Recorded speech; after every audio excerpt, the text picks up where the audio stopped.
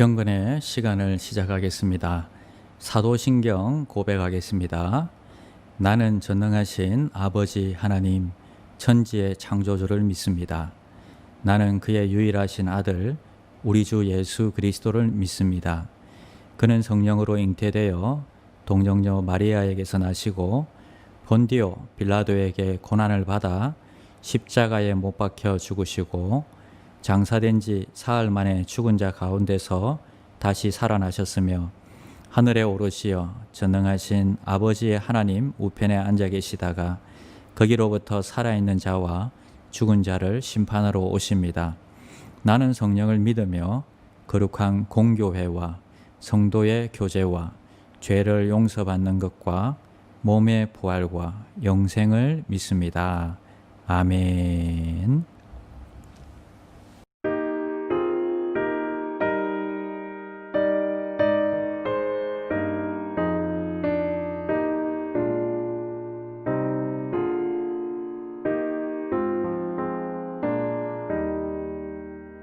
겸손히 주를 섬길 때 괴로운 일이 많으나 구주여 내게 힘주사 잘 감당하게 하소서. 인자한 말을 가지고 사람을 감화시키며 갈 길을 잃은 무리를 잘 인도하게 하소서.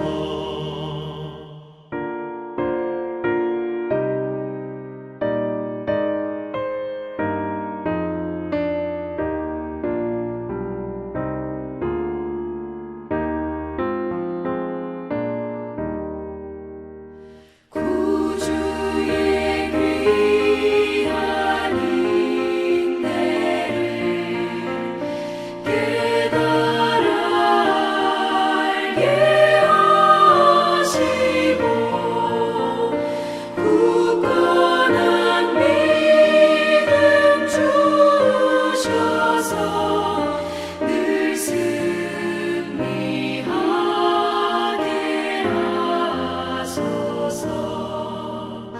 장래의 영광 비추사 소망이 되게 하시며 구주와 함께 살면서 장평강 얻게 하소서. 아멘.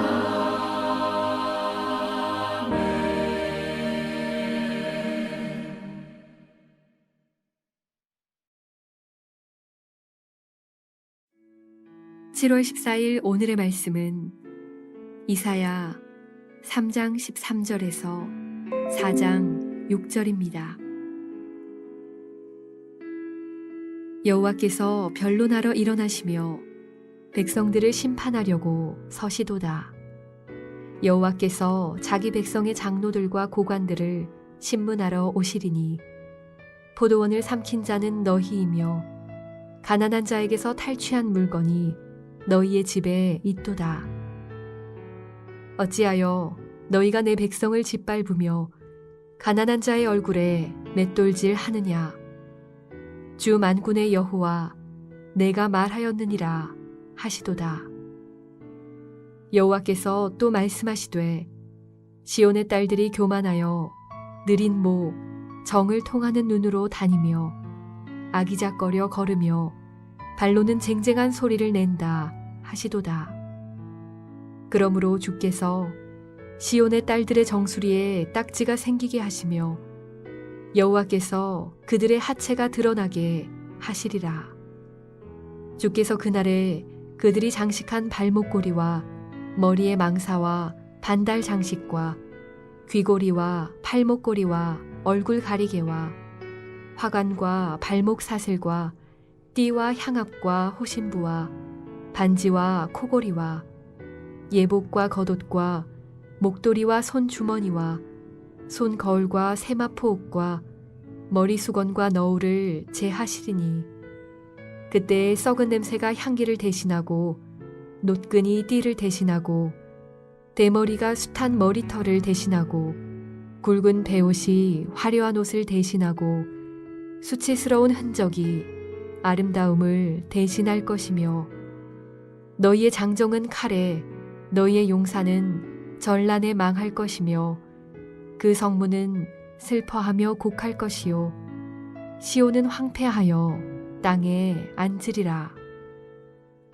그날에 7 여자가 한 남자를 붙잡고 말하기를 우리가 우리 떡을 먹으며 우리 옷을 입으리니 다만 당신의 이름으로 우리를 부르게 하여 우리가 수치를 면하게 하라 하리라.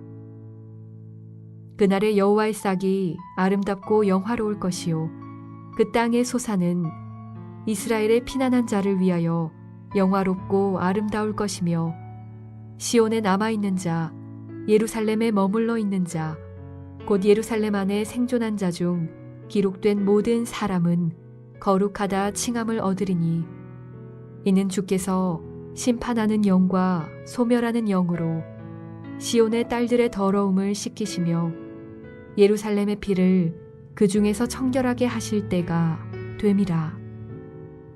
여호와께서 거하시는 온 시온 산과 모든 지폐 위에 낮이면 구름과 연기 밤이면 화염의 빛을 만드시고 그 모든 영광 위에 덮개를 두시며 또 초막이 있어서 낮에는 더위를 피하는 그늘을 지으며 또 풍우를 피하여 숨는 곳이 되리라.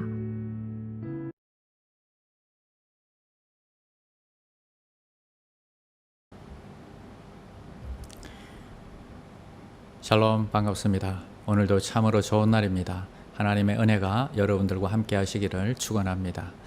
자, 오늘은 피투성이가 되어도 살아남아라 라는 제목으로 함께 하나님의 말씀 나누겠습니다.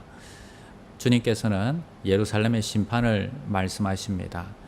특히 시온의 딸들이 나오는데요. 이 시온의 딸들은 예루살렘을 의미하고 있습니다.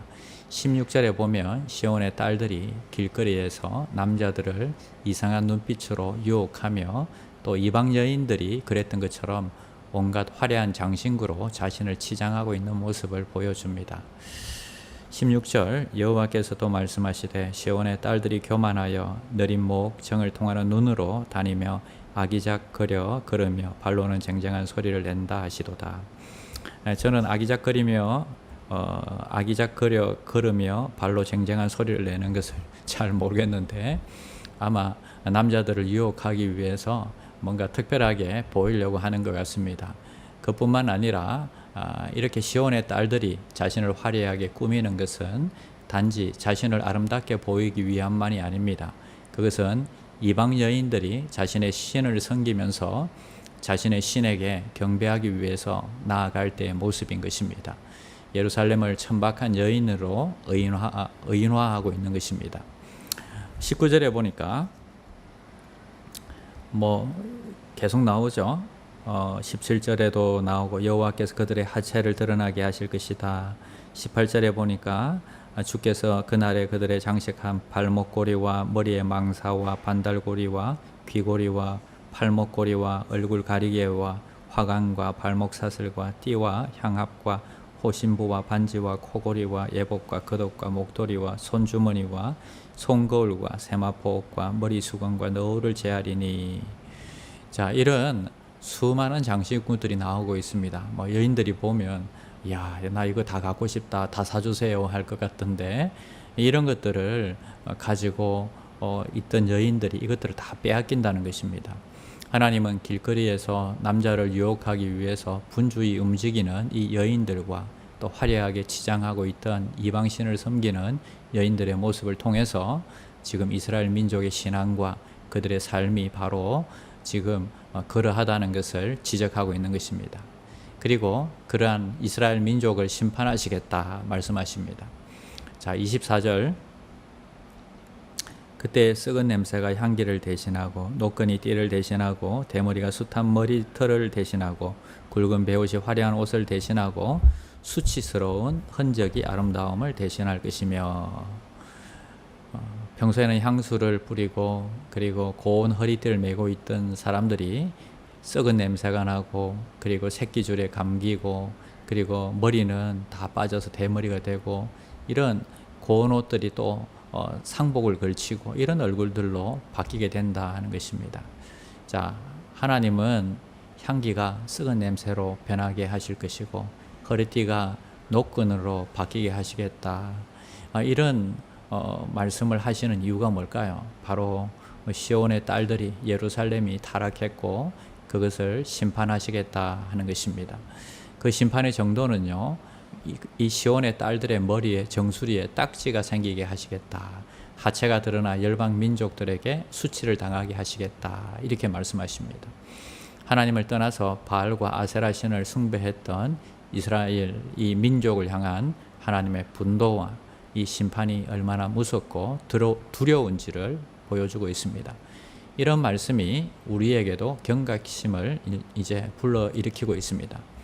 하나님과는 상관이 없이 그저 돈을 벌기 위해서 자기 자신보다 화려한 삶을 위해서 너무나 바쁘게 살아가고 있지는 않는지, 우리도 이 여인들처럼 그런 삶을 살고 있지는 않는지 우리가 돌아봐야겠습니다. 자기 자신을 아름답게 꾸미는 것도 중요하지만 우리의 시간과 물질을 정말 하나님을 더 깊이 알고 또 내 자신을 준비하고 그리고 내 자신을 다듬어 가는 데에 정말 시간을 사용해야 한다는 것입니다. 하나님이 그 당시 시온의 딸들과 오늘날 우리의 모습을 아마 비교하고 계실 것 같습니다. 여인들이 아름답게 치장을 하지만 하나님의 은혜를 모르고 신앙을 떠났던 것처럼 어쩌면 우리도 하나님의 은혜를 잊어버리고 신앙을 떠나서 지금 이런 어려움들을 겪고 있는 건 아닌지 우리가 우리 자신을 돌아봐야 하는 것입니다. 자, 엄마가 말로 타이르고 야단칠 때에 돌아서면요, 그게 정말 잘하는 것이고 행복한 순간입니다.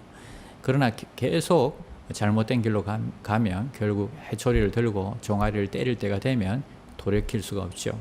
종아리를 맞고 돌이키면 그것도 은혜입니다. 그러나 끝까지 돌이키지 않으면요, 나중에 성인이 되어서 시간이 많이 지난 이후에 후회하게 되는 것입니다. 하나님께서 선지자들을 통해서 이렇게 말씀하실 때에 깨닫고 돌이키는 것은 정말 지혜로운 일입니다. 두 번째는 회복시키심이십니다. 자, 그래서 피투성이가 되어도 끝까지 예루살렘에서 생존해라 하는 것입니다. 4장 3절 말씀 보겠습니다. 시온에 남은 자, 예루살렘에 머물러 있는 자, 곧 예루살렘 안에 생존한 자 중 기록된 모든 사람은 거룩하다 칭함을 얻으리니. 자, 그러나 이 고난의 터널을 통과하고 그리고 예루살렘 안에서 여전히 머물고 있고 그 안에 있다면 반드시 회복의 때가 있다 하는 것입니다.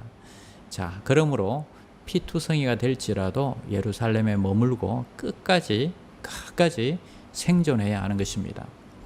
자, 고난 중에 우리가 참고 또 예루살렘의 회복을 기다리면서 잠잠히 하나님을 바라보고 있으면 언젠가는 반드시 회복의 날이 온다 하는 것을 우리는 믿어야 하는 것입니다.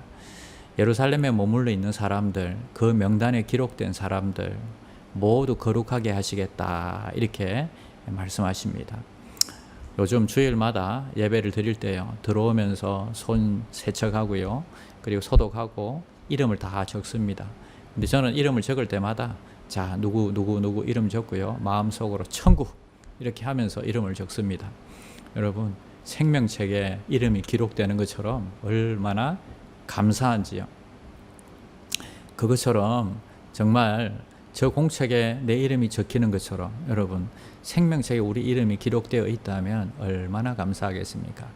정말 예수를 이미 믿고 마음속에 영접한 분들은 이미 생명책에 우리의 이름이 기록되어 있는 줄 믿습니다. 자, 이 코로나의 시기 가운데 어렵고 힘들어도 정말 참고 견디고 끝까지 예루살렘을 지키고 그 안에 머물러 있는 사람들, 그 명단 가운데 있는 사람들은, 고난 중에도 신앙을 끝까지 지킨 사람들은 그곳이 피난처가 될 것이다 말씀하십니다. 4절과 5절 말씀 보겠습니다. 이는 주께서 심판하는 영과 소멸하는 영으로 시온의 딸들의 더러움을 씻기시며 예루살렘의 피를 그 중에 청결하게 하실 때가 됨이라. 여호와께서 거하시는 온 시온산과 모든 지폐 위에 낮으면 구름과 연기, 밤이면 화염의 빛을 만드시고 그 모든 영광 위에 덮개를 두시며. 하나님께서요, 이 시온의 딸들의 더러움을 씻기시겠다. 예루살렘의 백성들에게 흐르는 피를 통해서 그 중에서 청결하게 하실 것이다. 예수 그리스도를 통해서 이루어질 예언들이죠. 그뿐 아니라 여호와의 산에 영광의 구름과 연기 및 화염의 빛이 머물 것이다.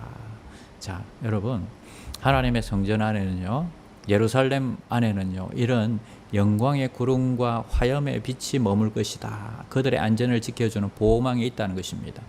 자, 6절 말씀 보겠습니다. 6절. 또 초막이 있어서 낮에는 더위를 피하는 그늘을 지으며 또 풍우를 피하여 숨는 곳이 되리라. 예루살렘이 그들의 안전을 지켜주는 피난처가 되게 하겠다 말씀하십니다. 여러분, 모든 것이 사이클이 있는 것 같아요. 경제의 사이클이 있습니다. 어려울 때가 있으면 다시 회복되는 때가 있습니다. 그러나 이 어려울 때를 갖다가 잘 견뎌내야 되겠죠. 마지막까지 생존한 자는요, 그것이 엄청난 기회가 될 것입니다. 경제든 신앙이든 살아남는 것이 중요합니다. 사랑하는 성도 여러분, 지금의 이 임한 고난은요, 장차 다가올 영광과 좋게 비교할 수 없다고 사도 바울은 고백했습니다. 그래서 여러분, 지금 정말 우리가 신앙생활하기 힘들고 어려울지라도 끝까지 생존하는 신앙이 되시기를 바랍니다. 피투성이가 되어도 끝까지 살아남는 귀한 신앙이 되시기를 바랍니다. 반드시 하나님께서 여러분들을 회복시키실 것입니다. 주기도문 하시겠습니다. 하늘에 계신 우리 아버지여, 이름이 거룩히 여김을 받으시오며 나라가 임하시오며 뜻이 하늘에서 이루어진 것 같이 땅에서도 이루어지이다. 오늘 우리에게 일용할 양식을 주시옵고 우리가 우리에게 죄 지은 자를 사하여 준 것 같이 우리 죄를 사하여 주시옵고 우리를 시험에 들게 하지 마시옵고 다만 악에서 구하시옵소서. 나라와 권세와 영광이 아버지께 영원히 있사옵나이다. 아멘.